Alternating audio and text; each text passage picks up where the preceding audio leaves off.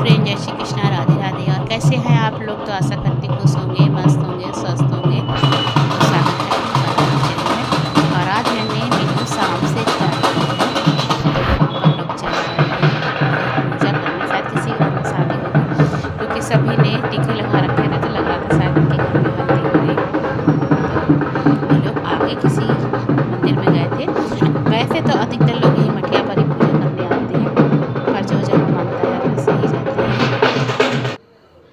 तो आज बनाने जा रही हूँ मैं रात में उड़द की दाल और पालक डालकर बनाऊँगी। तो काफ़ी दिन से बनाई नहीं थी, बच्चे जल्दी खाना पसंद नहीं करते हैं। उड़द की दाल तो खा लेते हैं, पर अगर उसमें पता चल जाए कि पालक डाल दी है या बथुआ डाल दिया है तो खाने में आनाकानी करते हैं। और अगर उनके सामने नहीं बना पीछे से तो सब खा लेते हैं, पता ही नहीं चलता है। तो उसी के लिए मैंने पालक निकाल ली। बस थोड़ी सी ही बनानी है अपने दोनों के हिसाब से, तो बहुत थोड़ी सी ही पालक पड़ेगी। और पालक तो ऐसे हो गई कि बनने में ही नहीं आती है। अब जितनी बची है ना उतनी गाय को ही खिलानी पड़ेगी, और नहीं तो फिर देखती हूँ भुजिया बनाऊँगी तो बना लूँगी। और उसकी भी रेसिपी आपके साथ शेयर करूँगी, क्योंकि लहसुन और प्याज की जो भुजिया बनाओ थोड़ी सी मलाई डालकर, तो बहुत ही टेस्टी बनती है। तो जब बैठी थी काटने छीलने तो मैंने कहा लाओ जो भी करना है पहले उस काम को निपटा कर ही उठते हैं, क्योंकि ठंड में बहुत। और उड़द की दाल बनाओ तो उसके साथ मूली और चटनी तो ज़रूर होनी चाहिए। तो मूली भी ले ली थी, इसीलिए फिर मूली काट ली है। बस आजकल ठंड में मूली को ज़्यादा खाता नहीं है। और धनिया भी साफ़ कर दिया क्योंकि चटनी पीसनी है। और ये देखिए उड़द की दाल ले ली है, छिलकों वाली बनानी है। दूध आ गया था तो दूध भी खौलने रख दिया है, दाल बनने के लिए रख दूँगी। और इसके बाद दाल ने मुझे जब पक जाएगी ना, तब थोड़ी सी कसर आ जाएगी, तब कुकर खोलकर बेसन का रहन कहते हैं जिसको, बेसन का घोल बनाकर लगाना है, तो वो लगा दूँगी। तो मैं तो ऐसे ही दाल बनाती हूँ। और आज तड़का भी लहसुन का लगाऊंगी, लहसुन हरी मिर्च। और वैसे तो मैं लाल मिर्च भी डालती हूँ, पर लाल मिर्च थी नहीं यहाँ साबुत वाली, इसलिए फिर कुटी हुई डाल दी थी। और यहाँ पर सिलबट्टे से ही धनिया पीसूँगी, क्योंकि चटनी ज़्यादा नहीं बनानी, बस थोड़ी सी ही चटनी बनानी है। क्योंकि मिक्सी का जार बड़ा वाला है, छोटा वाला ख़राब पड़ा है, तो फिर थोड़ी चीज़ पिसती नहीं है उसमें ठीक से। और वैसे भी जब से सिलबट्टे की चटनी एक दो बार बनाई है ना, बच्चे जब भी बनाओ कहते हैं मम्मी सिल पर ही बना लो, तो हमें भी स्वाद लगती है, इसीलिए फिर सिल पर ही बना रही थी। धनिया ले लिया चटनी के लिए, हरी मिर्च, थोड़ा सा नमक और अमचूर पाउडर डालूंगी, क्योंकि कैरी है नहीं। वैसे तो कैरी होती है तो कैरी डाल दो तो बहुत ही स्वाद बनती है। तो पिसी हुई अमचूर रखी थी उसी को डाल दिया है। थोड़ी खट्टी ही चटनी अच्छी लगती है। और मैं ज़्यादा कुछ तो चटनी में नहीं डालती हूँ, बहुत से लोग जीरा हींग वगैरह डालते हैं, लेकिन मैं नहीं डालती हूँ। मैं तो सादा सिंपल सी बनाती हूँ। तो बन गई है चटनी, और सिलबट्टे को भी हाथ के हाथ धोकर रख दूँगी।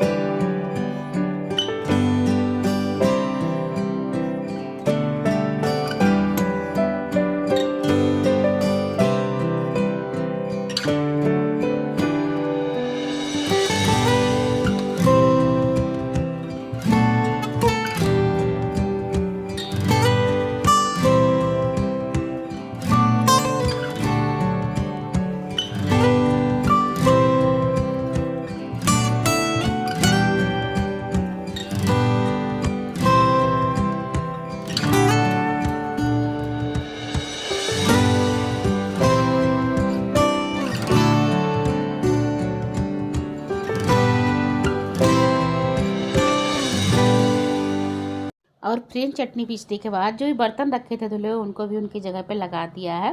और जितने बर्तन पड़े हैं उनको भी धोकर रख दूँगी।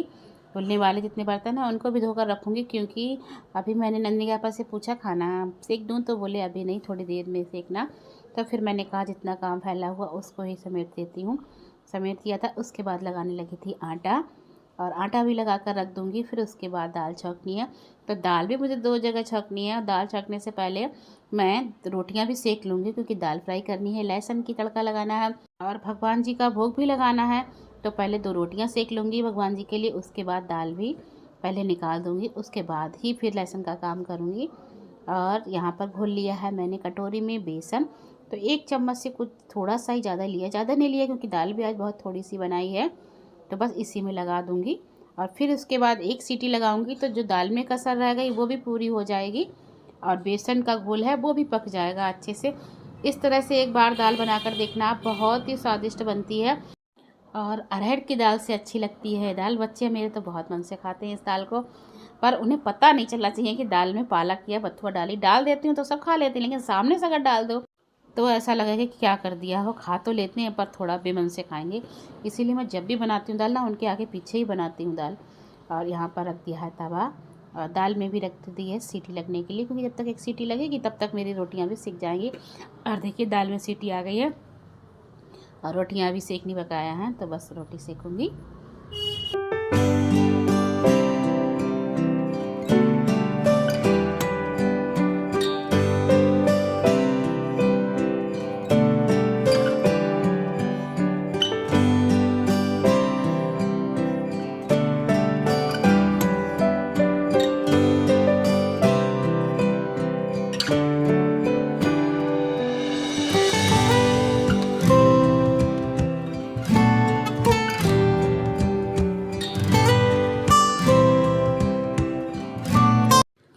तो फिर छौंक लगाने के लिए रख दिया है मैंने घी, डाल दिया हींग जीरा। तो जब हींग जीरा चटक गया तो उसके बाद थोड़ा सा छौंक निकाल कर मैंने एक कटोरी में दाल निकाली थी भगवान जी के लिए, उसमें डाल दिया है। और उसके बाद जो लहसुन अदरक और हरी मिर्च काट के रखी थी तो वो डाल दिया। तो आज मुझे साबुत मिर्च मेरे घर पर नहीं थी, वरना इस दाल में तो मैं साबुत मिर्च का ही छौंक लगाती हूँ तोड़कर। तो अब वो भी मंगा कर रखूँ, क्योंकि अब की बार ना मिर्च कुटी हुई ले आए थे, तो साबुत मिर्च आती है ना तो उसमें से मैं निकाल लेती हूँ। आपकी कुटी हुई आ गई तो फिर जो रखी थी वो भी ख़त्म हो गई। तो भगवान जी के लिए लगा दी थाली, मूली रख दी, चटनी रख दी, दाल रोटी। तो सबसे पहले अपने भगवान जी का भोग लगाऊंगी और उसके बाद फिर नंदिनी के पापा के लिए खाना दूंगी। तो काफ़ी समय हो गया है, तो उसके बाद नंदिनी के पापा को भी खाना दे रही हूँ। तो उनके लिए गाड़ी दाल रोटी और सब्ज़ी। आज उन्होंने ही अपने आप कहकर बहुत मन से दाल बनवाई है, क्योंकि उनको भी ये दाल बहुत पसंद है।